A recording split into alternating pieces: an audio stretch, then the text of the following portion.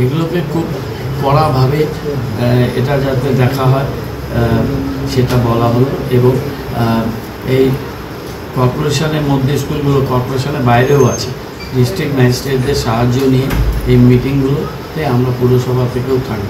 কেননা শহরের বাচ্চারাই পড়ে, তাদের জীবন এবং নিরাপত্তা এবং রাস্তা দিয়ে তাদের যাওয়া এই বিষয়টা, এগুলো বেশিরভাগই প্রাইভেট স্কুল। আন্ডার এজ বা প্রপারলি ট্রেন্ড কিনা, তাদের ড্রাইভিং লাইসেন্স আছে কিনা, দরকার হলে তাদের ক্যাপাসিটি বিল্ডিং করতে হবে এবং তাদের এমবিআই টেস্টিংও করতে হবে। যাদের অধিকাংশ বাসের কিন্তু ফিটনেস নেই, নয় ইন্স্যুরেন্স নেই, নয় পলিউশন নেই, এটা বলা হলো। এগুলোকে খুব কড়াভাবে এটা যাতে দেখা হয় সেটা বলা হলো। এবং এই কর্পোরেশনের মধ্যে স্কুলগুলো কর্পোরেশনের বাইরেও আছে, ডিস্ট্রিক্ট ম্যাজিস্ট্রেটদের সাহায্য নিয়ে এই মিটিংগুলোতে আমরা পুরসভা থেকেও থাকি। কেননা শহরের বাচ্চারাই পড়ে, তাদের জীবন এবং নিরাপত্তা এবং রাস্তা দিয়ে তাদের যাওয়া এই বিষয়টা, এগুলো বেশিরভাগই প্রাইভেট স্কুল। তারা কিন্তু বেশ ভালোই চার্জেস নেয় আমি যা জানি। সুতরাং তাদের এটা প্রপারলি যাতে সব কিছু মানা হয় সেটা প্রশাসন দেখার জন্যই কালকে মিটিংয়ে এই ব্যাপারে আলোচনা হয়েছে। আমি ডিস্ট্রিক্ট ম্যাজিস্ট্রেট জলপাইগুড়ির সাথে এই ব্যাপারে প্রয়োজনে ভার্চুয়ালি তার সাথে বাস কর্মীদের প্রপার ট্রেনিংয়েরও অভাব আছে। বলা হয়েছে যে আন্ডার এজ বা প্রপারলি ট্রেন্ড কিনা, তাদের ড্রাইভিং লাইসেন্স আছে কিনা, দরকার হলে তাদের ক্যাপাসিটি বিল্ডিং করতে হবে এবং তাদের এমবিআই টেস্টিংও করতে হবে। যাদের লাইসেন্সটা দেখলেই বোঝা যাবে কত দিনের লাইসেন্স আছে, প্রপারলি ট্রেন্ড কিনে, সেটা তো এমবিআইকে করতে হবে। আর পুরসভা থেকেও আমরা যেখানে যেখানে জায়গা পাচ্ছি, আমাদের অনেকগুলো ইনফ্রাস্ট্রাকচার আছে, সেখানে আমরা যেখানে পাবো, এছাড়া তো ফিডিংয়ের ব্যাপার থাকে, বাচ্চাদের সেখানে বসানো খোলা জায়গায় বা কোনো ক্লাবে বা কোনো ভাড়া বাড়িতে অনেকগুলো পরিবেশ পরিস্থিতি ভালো না। এগুলো প্রত্যেকটা আমরা ডিস্ট্রিক্ট অ্যাডমিনিস্ট্রেশনের সাথে নিয়ে এগুলোকে আমরা ভালো করে যতটা সম্ভব আমরা তৈরি করে দেব। এবং কিছুটা ডিস্ট্রিক্ট অ্যাডমিনিস্ট্রেশনের কাছ থেকেও আমরা সহযোগিতা চেয়েছি। কিছু প্রাইমারি আপার প্রাইমারি স্কুল বিশেষ করে, আর কিছু পুরনো হায়ার সেকেন্ডারি স্কুল, তাদের ইনফ্রাস্ট্রাকচারটা খারাপ হয়ে গেছে বর্ষাকালে বা বিভিন্ন সময়। আমরা সিএসআর কিছু কাজ এই বিষয়ে করতে চাই। কোথাও কুলিং ওয়াটার, কোথাও স্যানিটারি ন্যাপকিন দেওয়া, কোথাও সোলার যদি দেওয়া যায়, কোথাও দুটো কম্পিউটার, এই কাজগুলো আমরা ডিস্ট্রিক্ট ম্যাজিস্ট্রেটকে বলেছি যে সিএসআর এখানে প্রচুর বড় বড় কোম্পানি আছে, তারা এই সিএসআরে আমাদের এখানে কোনোটাই খরচ করে না। জলপাইগুড়ি এবং দার্জিলিংয়ে আমরা সিএসআরে খালি লুমনিগড় পেট্রোলিয়াম ওদেরকে পেয়েছি। আর আমাদের এখানে রাউন্ড টেবিল তারা এবং কিছু বিশিষ্ট ব্যবসায়ী, তারা আমাদের কতগুলো স্কুল তারা ভালো করে তৈরি করে দিয়েছে। আমরা তাদেরও সহযোগিতা এবং ডিস্ট্রিক্ট অ্যাডমিনিস্ট্রেশন দার্জিলিং এবং জলপাইগুড়িকে নিয়ে আমরা এই কাজগুলো করতে চাই। আরেকটা সেল ট্যাক্সের একটা বড় জায়গা শিলিগুড়িতে পড়ে আছে, সেই জায়গাটা ডিএম ম্যাডামকে আমি এয়ারমার্ক করছি। সেখানে একটা বিপজ্জনক বিল্ডিংও আছে, যে বিল্ডিংটার মধ্যে কিছু ভাম জাতীয় জন্তু, সাপ, এগুলো ওখানে বাসা বাঁধে।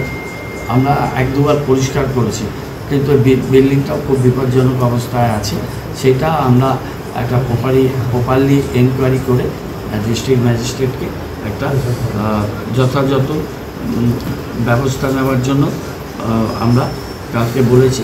এই বিষয়গুলো নিয়ে 2-3টে আমাদের পরপর মিটিংও হবে। সেই মিটিংগুলো আমরা 22 তারিখের পরে আমরা সেই মিটিংগুলো আমরা করি। একটা জরুরি একটা মিটিং করি। মিটিংয়ে ডিএম ম্যাডাম ছিলেন, শিলিগুড়ি এসডি অন্যান্য আধিকারিকরা ছিলেন। একটা হচ্ছে যে আপনারা সবাই জানেন যে সবজি অন্যান্য জিনিসপত্র যে একটা আর্টিফিশিয়াল মূল্য বৃদ্ধি হয়েছে, সেটা নিয়ে ভিজিলেন্স করা তার জন্য বাজারগুলো পরিদর্শন করা। মাননীয় মুখ্যমন্ত্রী তিনি নির্দেশ দিয়েছেন বিভিন্ন জায়গাতে, রাজ্যে এবং কলকাতায় সেই কাজটা হচ্ছে। আমাদের শিলিগুড়ি শহরেও বিভিন্ন বাজারে এবং আমাদের পাইকারি বাজার আছে বড়, সেইখানে পাইকারি বাজারের রেট আর খুচরো বাজারের রেট এবং তার মধ্যে তারতম্য, এই বিষয়গুলো সঠিকভাবে দেখার জন্য অনারেবল চিফ মিনিস্টার যে নির্দেশিকা বা যে তিনি নির্দেশ দিয়েছেন সেটা যাতে আমাদের এখানে প্রপারলি ফলোড হয় এবং কর্পোরেশন এলাকায় যেহেতু এটা আলাদা একটা সেট আপে এই কাজটা করে, সেটা যাতে অলরেডি বেশ কয়েকদিন ধরে এই কাজটা জেলা প্রশাসনের যে টিম তারা এই কাজটা তারা শুরু করেছে। এটাকে প্রপার ভিজিলেন্স থেকে যাতে একটা ঘুরে গেল, তারপরে দামটা যে তার একটা ফেয়ার প্রাইস সেটা নেওয়া হলো, তারপর আবার বেড়ে গেল, একটা আর্টিফিশিয়াল একটা রেট বাড়ানোর যে প্রবণতা সেটা যাতে বন্ধ হয় তার জন্য সরকারি নির্দেশিকা সেটা পুরোপুরি যাতে ইমপ্লিমেন্টেড হয় সাধারণ মানুষের স্বার্থে, সেই বিষয় নিয়ে কালকে আমাদের ইন ডিটেল আলোচনা হয়েছে। দ্বিতীয়ত আলোচনা হয়েছে যে স্কুল গাড়িগুলো, সেই গাড়িগুলো একটা মিটিং ডাকতে বলা হয়েছে, আমরাও সেই মিটিংটায় থাকব।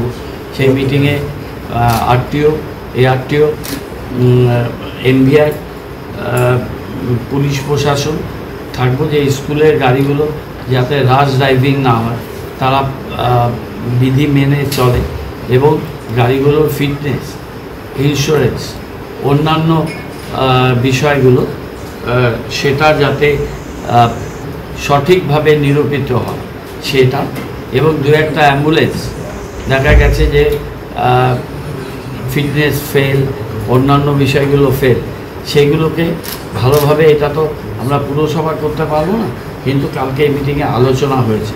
এবং যে গাড়িটা স্কুল বাস একটা ছোট গাড়িকে ধাক্কা মারলো এবং সেই ধাক্কা খেয়ে ফুটপাথ দিয়ে পথচারী যে শিক্ষিকা, উনি প্রাইভেট টিউশন করতেন, তিনি মারা গেলেন রবীন্দ্রনগরে। খুবই দুঃখজনক ঘটনা, আমি নিজে গেছি সেইখানটা, মর্মান্তিক।